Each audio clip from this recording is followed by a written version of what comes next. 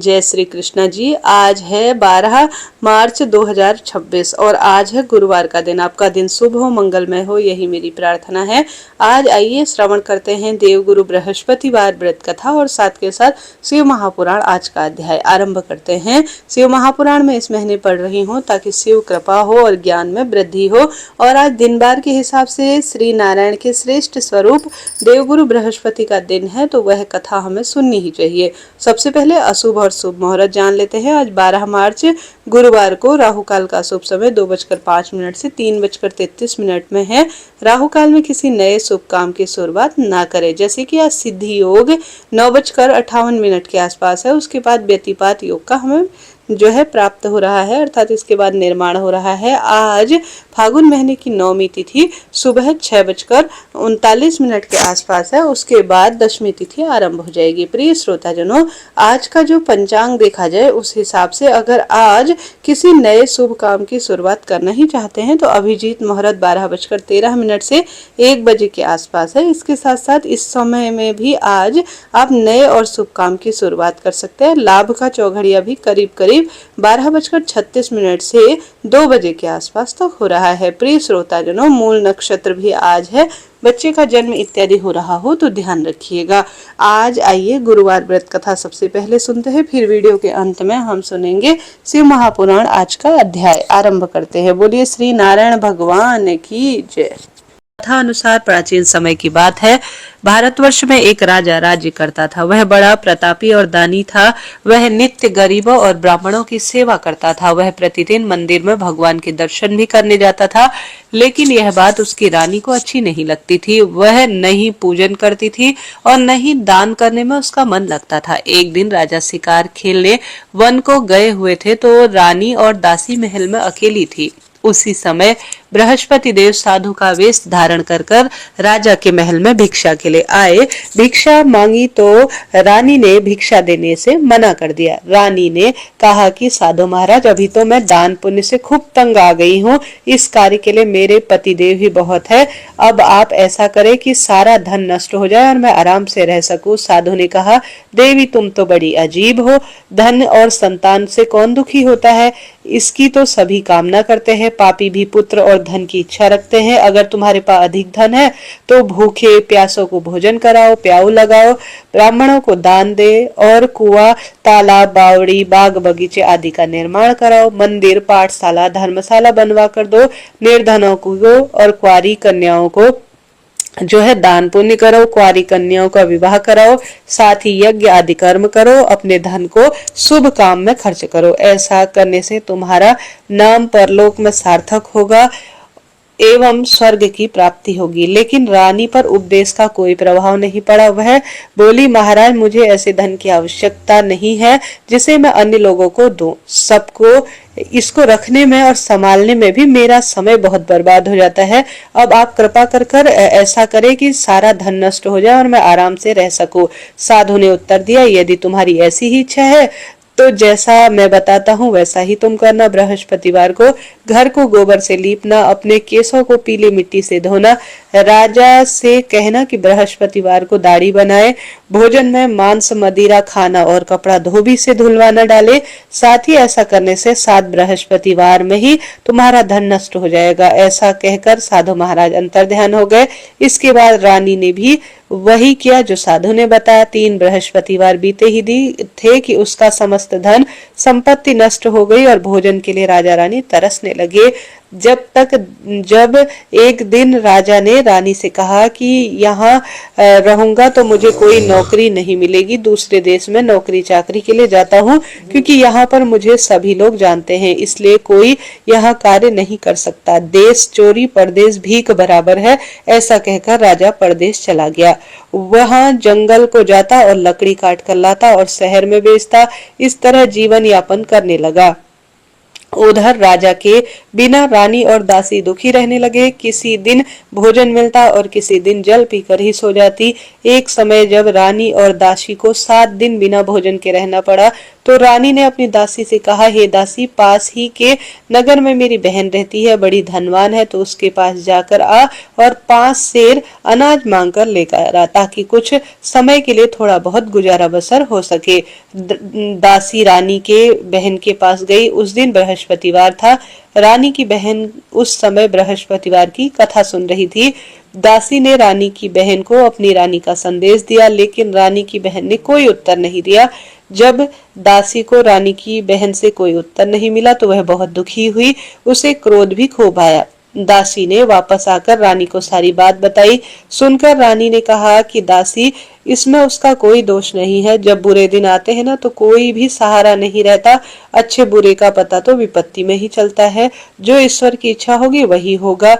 यह सब हमारे भाग्य का दोष है। यह सब कहकर रानी ने अपने भाग्य को कोसा। उधर रानी की बहन ने सोचा कि मेरी बहन की दासी आई थी, लेकिन मैं उसे कुछ भी नहीं बोल पाई, इससे शायद वह दुखी होगी। बहन जो है पूरा अपना पूजा पाठ का काम समाप्त कर कथा सुनकर अपनी बहन के घर गई और कहने लगी, हे बहन, मैं बृहस्पतिवार का व्रत कर रही थी, तुम्हारी दासी आई थी, लेकिन जब तक कथा होती है तब तक न किसी से बोलते हैं न किसी से उठते हैं, इसलिए मैं नहीं बोली। कहो दासी, तुम क्यों आई थी?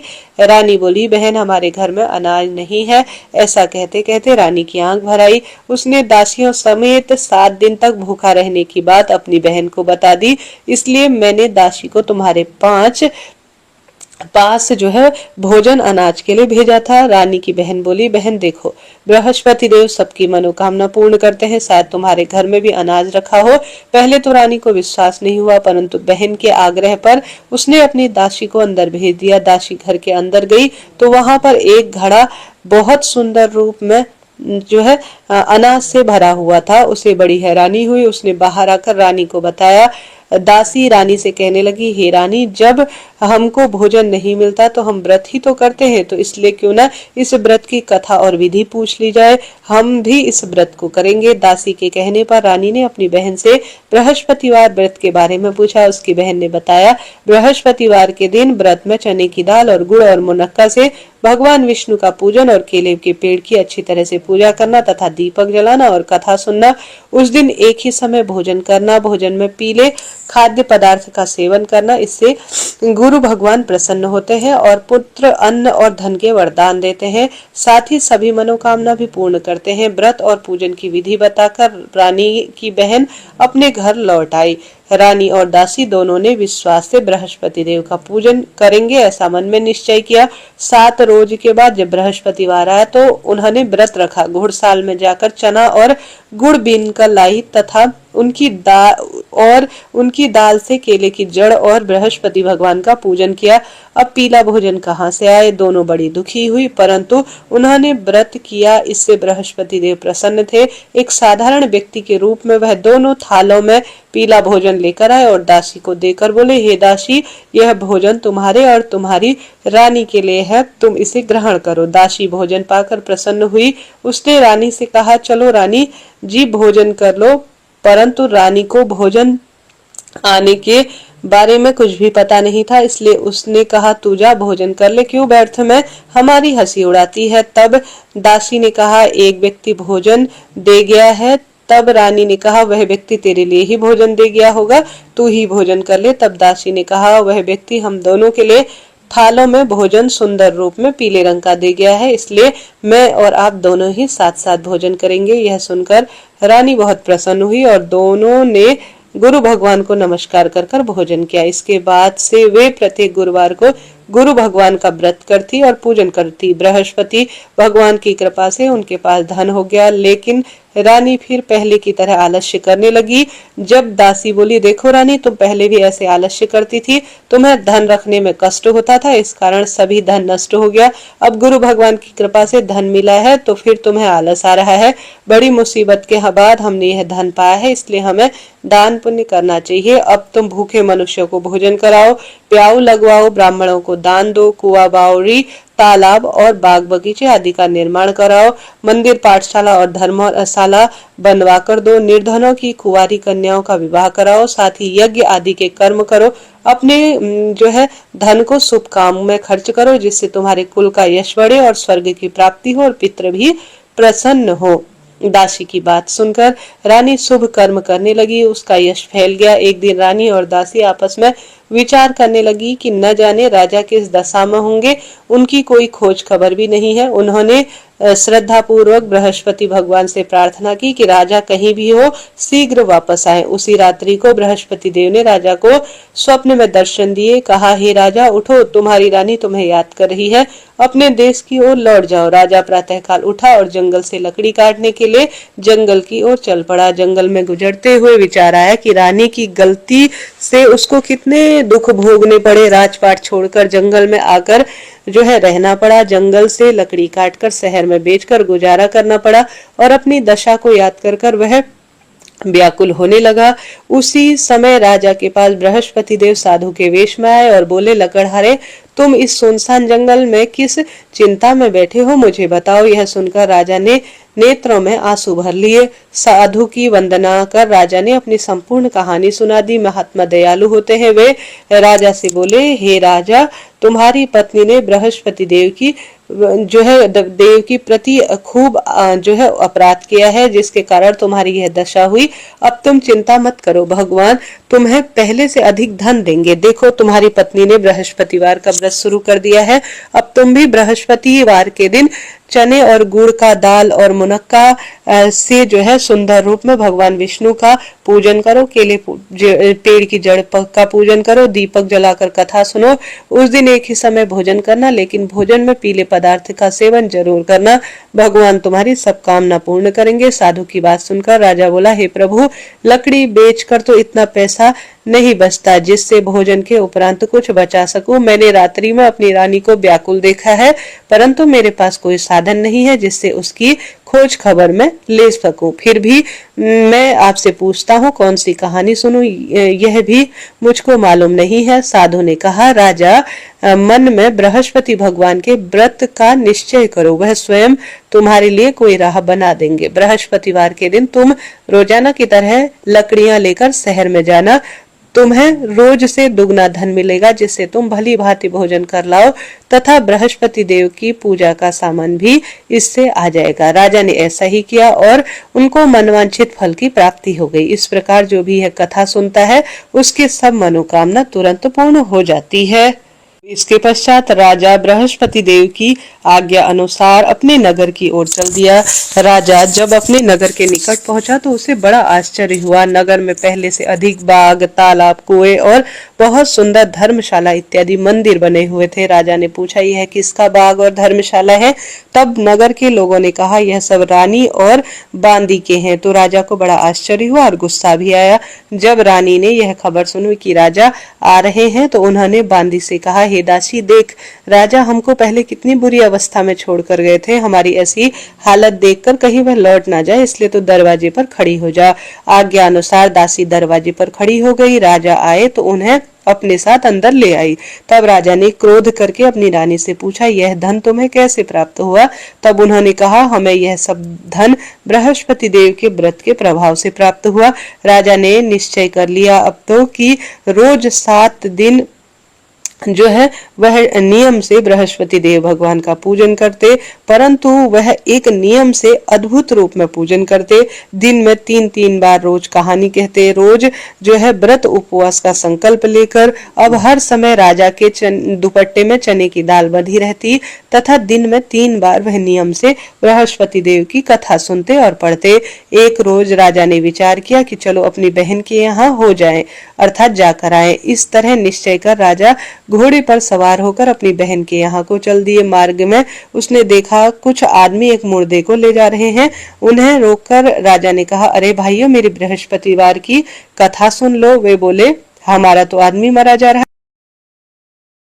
परंतु कुछ आदमी बोले, अच्छा कहो, हम तुम्हारी कथा भी सुन लेंगे। राजा ने तुरंत दाल निकाली और जब कथा अधूरी ही हुई थी कि मुर्दा हिलने लगा और तब कथा समाप्त हो गई। तब राम राम कहता हुआ मनुष्य अर्थात मुर्दा उठकर खड़ा हो गया। आगे मार्ग में उसे एक किसान खेत में हल चलाता हुआ मिला। राजा ने उसे देखा और उससे बोला, अरे भैया, तुम मेरी बृहस्पतिवार की कथा सुन लो ना। किसान बोला, जब तक तेरी कथा सुनूंगा जब तक तो मैं 4 हल जोत लूंगा। जा अपनी कथा किसी और को सुना। इस तरह राजा आगे चलने लगा। राजा के हटते ही बैल पछाड़ खाकर गिर गए और किसान के पेट में बड़ी जोरदार दर्द होने लगा। उस समय उसकी माँ रोटी लेकर आई। उसने जब देखा तो अपने पुत्र की इस हाल के लिए पूछा तो बुढ़िया माई दौड़ी दौड़ी उस घुड़सवार के पास गई और माफी मांगने लगी और बोली कि बेटा, अपनी कथा मुझे सुना दे, चल मेरे खेत में चलकर अपनी कथा बता। राजा ने बुढ़िया के खेत पर जाकर कथा कही, जिसको सुनते ही उसके बैल खड़े हो गए और किसान के पेट का दर्द बंद हो गया। राजा अपनी बहन के घर पहुंचा। बहन ने भाई की खूब मेहमान नवाजी की। दूसरे दिन प्रातःकाल राजा जगा तो वह देखता है कि सब लोग भोजन कर रहे हैं। राजा ने अपनी बहन से कहा, ऐसा कोई मनुष्य है जिसने भोजन नहीं किया है? मेरी बृहस्पतिवार की कथा सुन ले। बहन बोली, भैया, यह देश तो ऐसा है कि पहले यहाँ भोजन करते हैं, बाद में कोई अन्य काम जो है फिर भी मैं पड़ोस में देख आऊंगी। ऐसा कहकर चली गई, परंतु कोई भी व्यक्ति ऐसा नहीं मिला जिसने भोजन नहीं किया हो। अतः वह एक कुम्हार के घर में गई जिसमें लड़का उसका बहुत बीमार था। उसे मालूम हुआ कि वहां 3-4 दिन से किसी ने भोजन नहीं किया है। रानी ने अपने भाई से कहा, वहां जो है कथा तुम्हारी सुनने के लिए कोई ना कोई तैयार हो जाएगा। तो चने की दाल लेकर राजा उनके घर गया। राजा ने वहां जाकर बृहस्पतिवार की कथा कही, जिसको सुनकर उसका लड़का तुरंत ठीक हो गया। अब तो राजा की प्रशंसा हर लोग करने लगे। एक रोज राजा ने अपनी बहन से कहा कि बहन, अब हम दोनों चल हमारे घर चलते हैं, तुम भी तैयार हो जाओ। राजा की बहन ने अपनी सास से कहा। सास ने कहा, हाँ चली जा, परंतु अपने लड़के को मत ले जाना क्योंकि तेरे भाई के अभी कोई औलाद नहीं है। बहन ने अपने भैया से कहा कि भैया, मैं तो चलूंगी पर बालक नहीं जाएगा। राजा बोला, जब बालक नहीं जाएगा तो तू क्या करेगी चलकर? बड़े भारी मन से राजा अपने नगर की ओर लौट आए। राजा ने अपनी रानी से कहा, हम निर्वंशी हैं, हमारा मुंह देखने का कोई धर्म नहीं है और कुछ भी भोजन नहीं किया और खूब उदास हो गया। रानी बोली, हे प्रभु, बृहस्पति देव ने हमें सब कुछ दिया है, हमें औलाद भी अवश्य देंगे। उसी रात को बृहस्पति देव ने राजा को स्वप्न में कहा, हे राजा, उठ, सभी सोच त्याग दे, तेरी रानी गर्भ से है। राजा की यह बात सुनकर बड़ी उसे खुशी हुई। 9वें महीने उसके गर्भ से एक सुंदर पुत्र प्राप्त हुआ। तब राजा बोला, हे रानी, स्त्री बिना भोजन के रह सकती, परंतु बिना कहे कोई भी बात रह नहीं सकती। जब मेरी बहन आए तो तुम उसे कुछ भी मत कहना। रानी ने सुनकर हाँ भर दी। जब राजा की बहन ने यह समाचार सुना तो वह खुशी से दौड़ी दौड़ी बधाई लेने के लिए आई और अपने भाई के यहाँ आकर बोली। तभी रानी तुरंत जो है चिढ़कर कहने लगी, घोड़ा चढ़कर तो नहीं आई, गधा चढ़कर आई है शायद। राजा की बहन बोली, भाभी, मैं इस प्रकार नहीं कहती ना तो तुम्हें आज पुत्र औलाद रूप में नहीं मिलती। बृहस्पति देव ऐसे हैं, जैसे जिसके मन में जो कामना है सभी की मनोकामना तुरंत पूर्ण करते हैं। जो सद्भावना पूर्वक बृहस्पतिवार का व्रत करता है, कथा पढ़ता है और सुनता सुनाता है, दूसरों को भी श्रेष्ठ रूप में इसका ज्ञान देता है, बृहस्पति देव उसके सब मनोकामना पूर्ण करना। बोलिए बृहस्पति देव भगवान की जय। हे बृहस्पति देव भगवान, जैसे आपने राजा रानी और उनकी कथा का गुणगान किया, सभी की इच्छा पूर्ण करी, सभी को सुंदर रूप में उनकी मनोकामना पूर्ण करना। बोलिए बृहस्पति देव भगवान की जय। जय जय श्री राधे श्याम। बृहस्पति देव भगवान की आरती। ओम जय बृहस्पति देवा, प्रभु जय बृहस्पति देवा, छिन छिन भोग लगाऊं कदली फल मेवा। ओम जय बृहस्पति देवा, तुम पूर्ण परमात्मा, तुम अंतर्यामी स्वामी, तुम अंतर्यामी। जगत पिता जगदीश्वर, तुम सबके स्वामी। ओम जय बृहस्पति देवा, चरणामृत निज निर्मल सब पातक हरता, प्रभु सब पातक हरता। सकल मनोरथ दायक कृपा करो भरता, ओम जय बृहस्पति देवा, जय जय बृहस्पति देवा। तन मन धन अर्पण कर जो जन शरण पड़े, प्रभु जो जन शरण पड़े। प्रभु प्रकट तब होकर आकर द्वार खड़े, ओम जय बृहस्पति देवा, जय जय बृहस्पति देवा। दीन दयाल दयानिधि भक्तन हितकारी, प्रभु भक्तन हितकारी। पाप दोष सब हरता भव बंधन हारी, ओम जय बृहस्पति देवा, जय जय बृहस्पति देवा। सकल मनोरथ दायक सब संकट हारो, प्रभु सब संशय हारो। विषय विकार मिटाओ संतन सुखकारी, ओम जय बृहस्पति देवा, जय जय बृहस्पति देवा। जो कोई आरती तेरी प्रेम सहित गावे, प्रभु प्रेम सहित गावे। जेठानंदन आनंदन कर सो निश्चय पावे, ओम जय बृहस्पति देवा, जय जय बृहस्पति देवा। सब प्रेम से बोलिए विष्णु भगवान की जय, बोलो बृहस्पति देव भगवान की जय। प्रिय श्रोताजनों, इस तरह से ये बृहस्पतिवार व्रत की आरती जो मैं स्वयं पढ़ती हूँ और साथ ही यह जो कथा मेरी पुस्तक में वर्णित है संपूर्ण रूप से जो श्रेष्ठ है, मैंने आपको सुनाई, आपने सुनी, आपका धन्यवाद और आभार। जरा सा भी वीडियो उपयोगी रही हो तो राधे राधे लिखें। अब आइए श्रवण करते हैं शिव महापुराण। आज का अध्याय मैं रोज इसे पढ़ती हूँ अपनी इच्छा शक्ति सामर्थ्य अनुसार ज्ञान में वृद्धि और शिव कृपा के लिए। पढ़ते पढ़ते रुद्र संहिता के 5वें खंड में मैं पहुंच गई हूँ, जिसमें युद्ध का वर्णन मिल रहा है, जिसमें तारकाक्ष और तारक पुत्र विद्युन्माली कमलाक्ष तपस्या, ब्रह्मा द्वारा उन्हें वर प्रदान करना, मय द्वारा उनके लिए तीनों पुरों का निर्माण, उनकी सजावट और शोभा का वर्णन मिलता है। लिखा गया है, नारद जी ने कहा, पिताजी, जो गणेश और स्वामी कार्तिकेय का उत्तम कथा से ओतप्रोत और आनंद प्रदान करने वाला भगवान शंकर के गृहस्थ संबंधी उत्तम चरित्र हमें सुनाया कीजिए। अब आप कृपा करके उस पुरुषोत्तम चरित्र का वर्णन भी कीजिए जिससे रुद्रदेव ने खेल खेल में ही दुष्टों का वध किया था। महान वीरशाली भगवान शंकर ने देवद्रोहियों के तीनों नगरों को एक साथ ही एक ही बाण से किस कारण एवं कैसे भस्म कर डाला था। भगवान जिनके भाल में बाल चंद्रमा सुशोभित है तथा जो सदा माया के साथ विहार करते हैं, उन भगवान शंकर का चरित्र तो देवर्षियों को आनंद प्रदान करने वाला है। आप वह सारा चरित्र विस्तार पूर्वक वर्णन कीजिए। ब्रह्मा जी बोले, ऋषि श्रेष्ठ, पहले किसी समय व्यास ने सनत कुमार से ऐसा ही प्रश्न किया था। उस समय सनत कुमार ने जो कुछ भी उत्तर दिया वही मैं वर्णन करता हूँ। उस समय सनत कुमार ने कहा, महाबुद्धिमान व्यास जी, विश्व का संहार करने वाले चंद्रमौली शिव ने जिस प्रकार एक ही बाण से त्रिपुर का भस्म किया था वह चरित्र कहता हूँ, सुनो। मुनीश्वर, जब शिव कुमार स्कंद ने तारकासुर को मार डाला तब उसके तीनों पुत्रों को महान संताप हुआ। उसमें तारकाक्ष सबसे ज्येष्ठ था, विद्युन्माली मझला था और छोटे का नाम कमलाक्ष था। उन तीनों के समान बल था।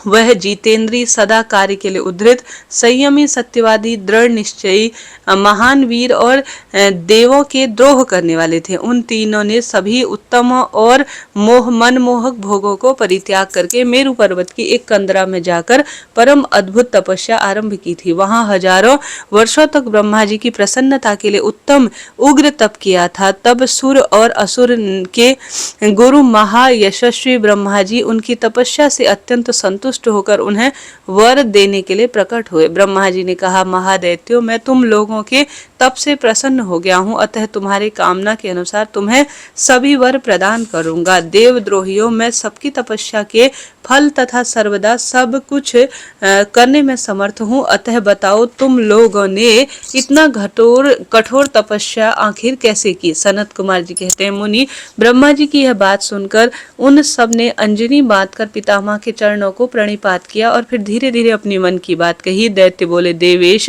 यदि आप हम पर प्रसन्न हैं तो हमें वर देना चाहते हैं तो यह वर दीजिए कि समस्त प्राणियों में हम सबके लिए अवधेय हो। जगन्नाथ, आप हमें स्थिर कर दे और हमारे जरा रोग आदि सभी शत्रु नष्ट हो जाए और सभी की मृत्यु सबके समीप फटके। हम लोगों का ऐसा विचार है, हम लोग अजर अमर हो जाए और त्रिलोकी में अन्य सभी प्राणियों को मौत के घाट उतारते रहे, क्योंकि ब्राह्मण यदि 5 ही दिनों में काल के गाल में चला जाना निश्चित ही है तो अतुल लक्ष्मी, उत्तमोत्त नगर, अन्याय भोग सामग्री, उत्कृष्ट पद, ऐश्वर्य से क्या प्रयोजन है। मेरे विचार से तो उस प्राणी के लिए यह सब व्यर्थ है। सनत कुमार जी कहते हैं, महर्षि, उन तपस्वी दैत्यों की यह बात सुनकर ब्रह्मा अपने स्वामी गिरिशाई भगवान शंकर का ध्यान करके बोले। ब्रह्मा जी ने कहा, असुरो, अमरत्व सभी को नहीं मिल सकता, अतः तुम लोग अपना यह विचार छोड़ दो। इसके अतिरिक्त अन्य कोई वर मांगो जो तुम्हें रुचिता हो, मांग लो, क्योंकि दैत्यों इस भूतल पर जहाँ कहीं भी प्राणी जन्मा है अथवा जन्म लेना है वह जगत में अजर अमर नहीं हो सकता। इसलिए पाप रहित असुर, तुम लोग स्वयं अपनी बुद्धि से विचार कर मृत्यु की वंचना करते हुए कोई ऐसा दुर्लभ और दुस्शासन वर मांगो जो देवता और असुर के लिए अशक्य हो, और प्रसंग में तुम लोग अपने बल का आश्रय लेकर पृथक पृथक अपने मरण में किसी हेतु को मांग लो जिससे तुम्हारी रक्षा हो जाए और मृत्यु तुम्हें वरण कर सके। सनत कुमार जी कहते हैं, महर्षि व्यास जी के ऐसे वचन सुनकर वह 2 घड़ी तक ध्यानस्थ हो गए। फिर कुछ समय सोच विचार कर सर्वलोक पितामह ब्रह्मा जी बोले। दैत्यों ने कहा, भगवान, यद्यपि हम लोग प्रबल पराक्रमी हैं, यद्यपि हमारे पास कोई ऐसा घर नहीं है जहां हम शत्रुओं से सुरक्षित रहकर सुखपूर्वक निवास कर सके, अतः आप हमारे लिए ऐसे 3 नगरों का निर्माण कीजिए जो अत्यंत अद्भुत और संपत्तियों से संपन्न हो तथा देवताओं जिनका जो है प्रबंधक ना कर सके। लोकेश, आप तो जगत गुरु हैं, हम लोग आपकी कृपा से ऐसे तीनों पुरों में अधिकृष्ट होकर इस पृथ्वी पर विचरण करेंगे। इसी बीच तारकाक्ष ने कहा, विश्वकर्मा, मेरे लिए ऐसा नगर निर्माण करो जहां स्वर्णमय हो, देवता भी उसका भेदन न कर सके। तत्पश्चात कमलाक्ष ने चांदी के बने हुए अत्यंत विशाल नगर की याचना की और विद्युन्माली ने प्रसन्न होकर वज्र के समान कठोर लोहे का बना हुआ बहुत बड़ा नगर मांगा। यह 3 पूर्व मध्याह्न के समय अभिजीत मुहूर्त में चंद्रमा के पुष्य नक्षत्र पर स्थित होकर एक स्थान पर मिले और बादल में नीले बादलों में स्थिर होकर ये क्रमशः एक के ऊपर एक रहते हुए लोगों की दृष्टि में ओझल से हो उठे। अब फिर इसके बाद पुष्करार्थ नामक काल मेघ ने वर्षा करते हुए 1 सहस्त्र वर्षों के बाद ये तीनों परस्पर आपस में मिले और एकाकी भाव को प्राप्त हुए, अन्यथा नहीं। उस समय कृतिवासा भगवान शंकर, जो कि वैर भाव से रहित सर्वदेवमय और सभी देव हैं, लीला पूर्वक संपूर्ण सामग्रियों से युक्त एक असंभव रथ पर बैठकर एक अनोखे बाण से हमारे पुरों का भेदन करे। किंतु भगवान शंकर सदा हम लोगों के वंदनीय, पूज्य और अभिवादन के पात्र है, अतः वे हम लोगों को कैसे भस्म कर सकते हैं। मन में ऐसी धारणा करके हम ऐसे दुर्बल वचन को मांग रहे हैं। सनत कुमार जी कहते हैं, व्यास जी, उन दैत्यों का कथन सुनकर दृष्टिकर्ता और सृष्टिकर्ता लोक पितामह ब्रह्मा जी ने शिव जी का स्मरण करके उनसे कहा कि अच्छा ऐसा ही होगा। फिर मई को आज्ञा देते हुए उन्होंने कहा, हे मई, तुम सोने चांदी और लोहे के 3 नगर बना दो। यूं मई को आदेश देकर ब्रह्मा जी उन तारक पुत्रों को देखते ही देखते अपने धर्म की ओर अर्थात अपने स्वर्ग धर्म की ओर चले गए। इसके उपरांत धैर्यशाली मई ने अपने तपोबल से नगरों का निर्माण कराना आरंभ किया। उसने तारकाक्ष के लिए स्वर्णमय, कमलाक्ष के लिए रजतमय और विद्युन्माली के लिए ऐसे लोहमय 3 प्रकार के उत्तम दुर्ग तैयार किए। वह क्रमशः स्वर्ण, अंतरिक्ष और भूतल पर निर्मित हुए। असुरों के हित में तत्पर रहने वाला मय इन 3 पुरों को तारकाक्ष आदि असुरों के हवाले करके स्वयं भी उसी में प्रवेश कर गया। इस प्रकार उन 3 पुरों को पाकर महान बल पराक्रम से संपन्न वह तारकासुर के लड़के उसमें प्रविष्ट हुए और समस्त भोगों का उपयोग करने लगे। वह नगर कल्प वृक्षों से व्याप्त तथा हाथी घोड़े से संपन्न थे। उसमें मणि निर्मित जालियों से आच्छादित बहुतरे महल बने हुए थे। वह पद्मराग से बने हुए उस सूर्य मंडल के समान चमकीले विमानों से इसमें चारों ओर दरवाजे लगे थे शोभायमान थे। कैलाश शिखर के समान ऊंचे पद पर और चंद्रमा के समान उज्जवल दिव्य प्रसादों और गोपुरों से उनकी अद्भुत शोभा हो रही थी। वह अप्सराओं, गंधर्वों, सिद्धों, चाणक खचाखच भरे हुए थे। प्रत्येक महल में शिवालय तथा अग्निहोत्रशाला की प्रतिष्ठा बनी थी। उसमें शिव भक्ति पारायण शास्त्रार्थ जो है ब्रह्मांड सदा निवास करते थे। वह बावली, कूप, तालाब और बड़ी बड़ी तोतियों तथा समूह के स्वर्ण स्वर्ग से चुक्त हुए वृक्षों से युक्त उद्यानों और वनों में सुशोभित थे। बड़ी बड़ी नदियों, नदों और छोटी छोटी सरिताओं में जिनके कमल खिले हुए थे, उनकी शोभा बहुत बढ़ रही थी।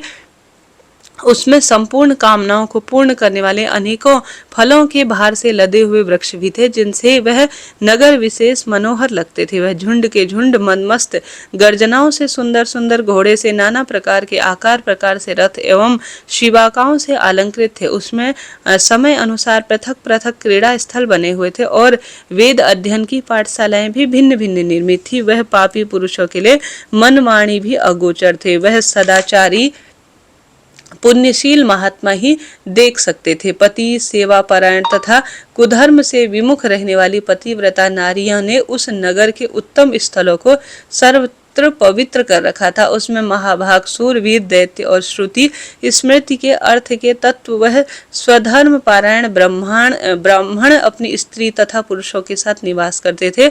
उसमें मय द्वारा सुरक्षित ऐसे सुदृढ़ पराक्रमी वीर भरे हुए थे, जिनके केस नील कमल के समान नीले और घुंघराले थे। वह सभी सुशोभित थे, जिसमें सदा युद्ध की लालसा भरी रहती थी। वह बड़े बड़े समरों से सप्रेम करते थे। ब्रह्मा और शिव का पूजन करके उनके पराक्रम विशुद्ध थे। वह सूर्य, मृदगण और महेंद्र के समान बली थे और देवताओं का मंथन करने वाले थे। वेदों, शास्त्रों और पुराणों में जिन जिन धर्मों का वर्णन किया गया है, वह सभी धर्म और शिव के प्रेमी देवता वहां चारों ओर व्याप्त थे। और उन नगरों में प्रवेश करके वह दैत्य सदा शिव भक्ति निरस्त होकर सारी त्रिलोकी को बाधित करके विशाल राज्य का उपयोग करते थे।